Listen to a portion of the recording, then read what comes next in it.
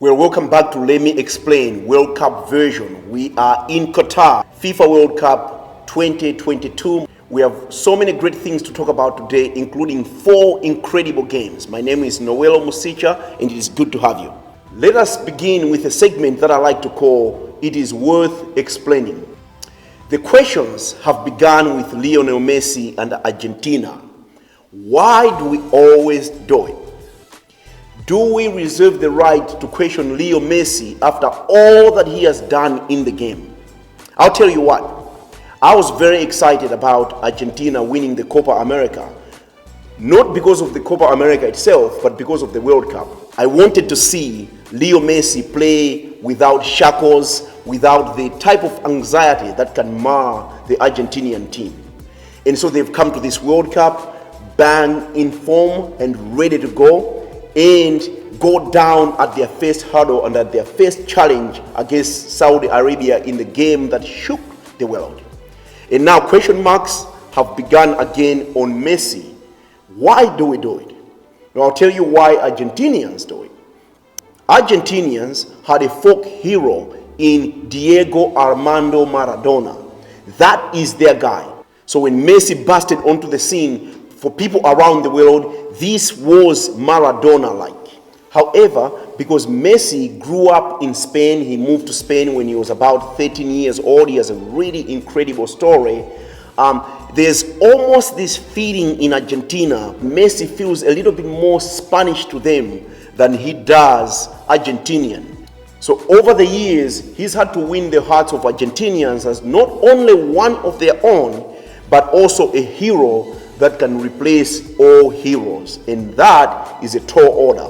Because if you ever saw Maradona do anything, he was such a charismatic human being. He understood the moments, and he wasn't just an excellent football player, which Messi is.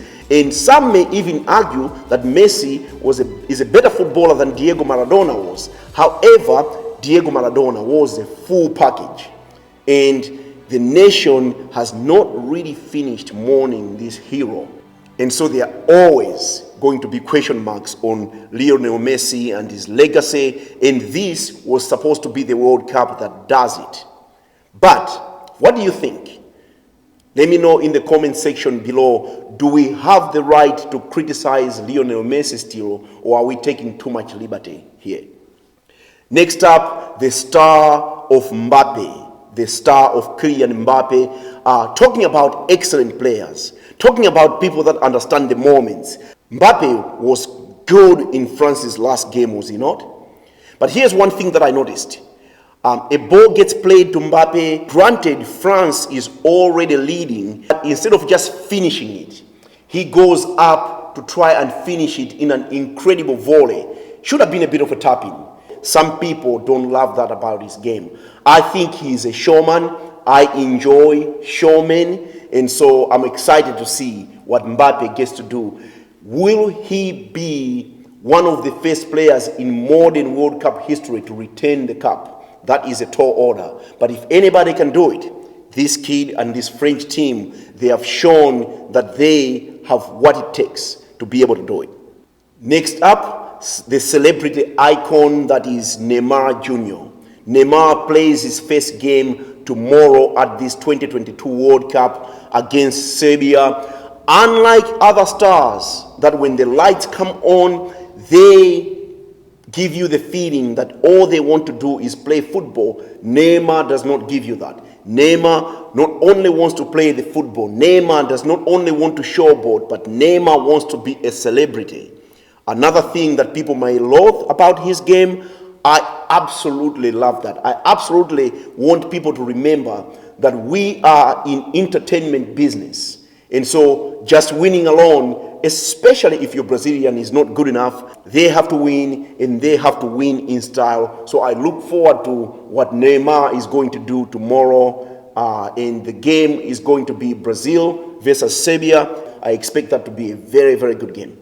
And lastly, Ronaldo plays his first game at this tournament when Portugal plays against Ghana. And I, for one, cannot wait for that matchup. Ronaldo, as we discussed yesterday, has had his contract terminated by Manchester United on mutual consent. And so he's playing right now for his next club. Maybe not so surprising to many of us right now at this point in Ronaldo's career. Not a lot of teams are lining up to want Ronaldo. But if he has a great tournament, and he is the type of character that can go on to have a great tournament, all of that could change. The question becomes then, what kind of minutes is Ronaldo going to see on Portugal, which in itself is a quintessential question of this tournament.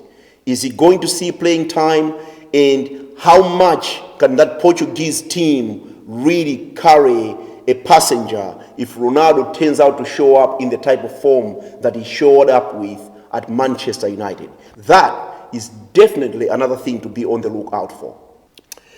Into the matches themselves, Morocco plays to a 0-0 tie versus Croatia. As we have said about these North African teams, they tend to be very well organized with a particular style, a particular way of playing the game, a very good passing game.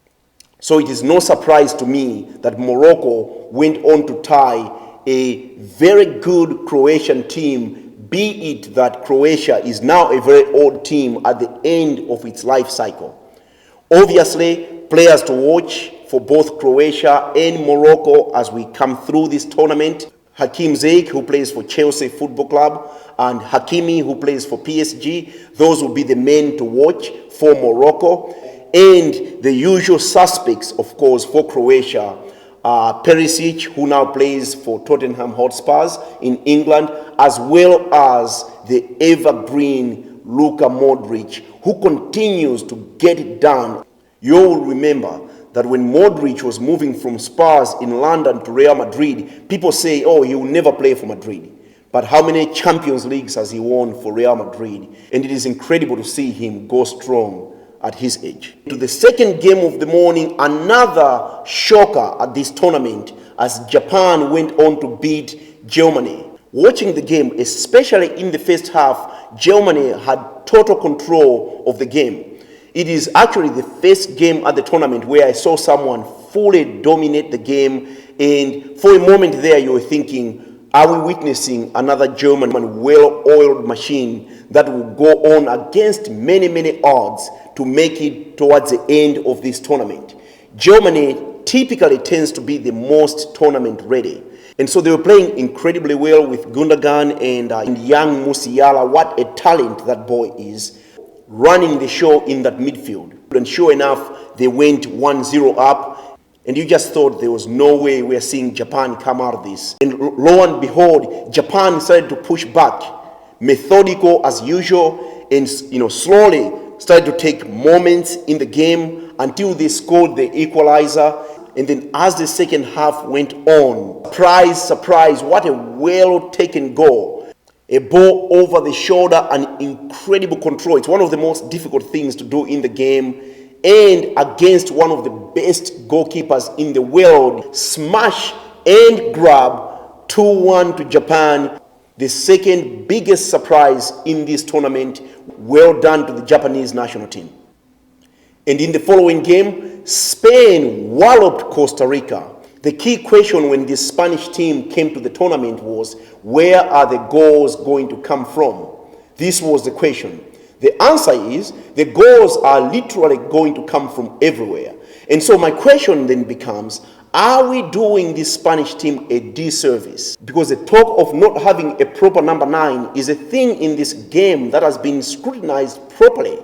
We have seen those great Pep Guardiola teams play without an established number 9 and go on to win many things. So should Spain be worried about not having a proper number 9, or can Spain do what we saw them do today? Special mention, of course, goes to the two young, talented Barcelona players in Pedri and Gavi. But the marksman, and for me the man to hold the moment, was always going to be Sergio Busquets. What a player. There was a moment in the game where for passes I saw Busquets just play one touch at really difficult angles, one touch, as if to say, you all can talk about what you're talking about, saying I'm old and I probably shouldn't be at this tournament, I definitely shouldn't be the captain of Spain at this point in my career, but watch what I can do. I mean, that guy ran that game, right? And of course, I also loved seeing Rodri being in the same team as Busquets. Rodri playing centre-back alongside Laporte, but that is deceptive because every chance that Rodri had to be able to come in and to play a little bit more alongside the midfielders he did in Spain were irresistible today. 7-0 against a Costa Rica team that really had nothing to offer on the day. Before the tournament, there were a few questions that Luis Enrique had to answer. First, he dropped the excellent Thiago, preferring to take his young midfield to go into the tournament.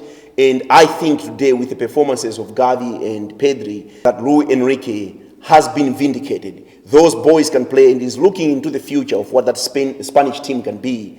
And I think he's right. The other thing that was an interesting question that was asked is, how many Barcelona players is he going to bring? And a lot of people have said the reason why he just pulled more Barcelona players and even dropped Sergio Ramos, who used to play for Real Madrid, is that Luis Enrique hates Real Madrid. That is an interesting call and an interesting question, because Luis Enrique is one of those few players who have played for both Real Madrid and Barcelona. And I wonder, what do you think about?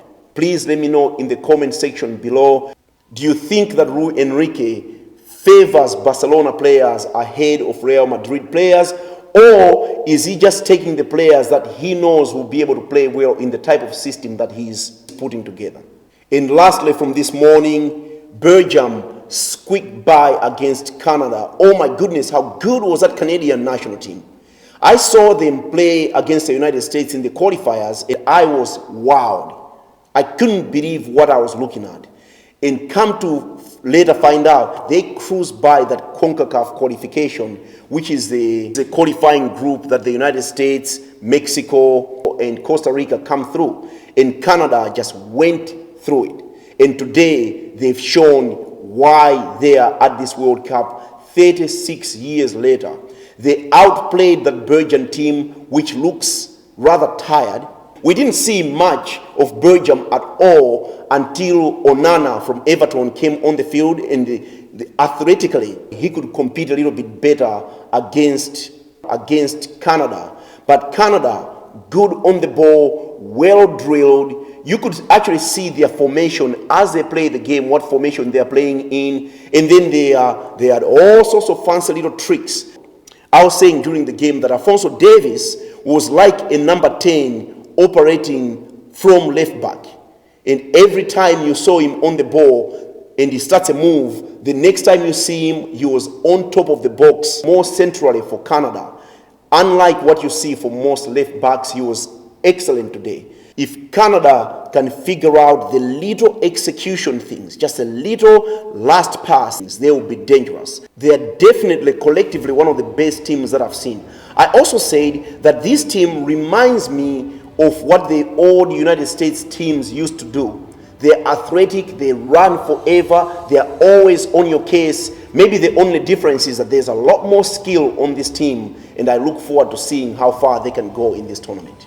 So there you got it for today's Let Me Explain World Cup version. Don't forget to tune in tomorrow as we have great fixtures coming our way. Switzerland plays against Cameroon, Uruguay versus South Korea, Portugal versus Ghana, as well as Brazil taking on that solid Serbian team.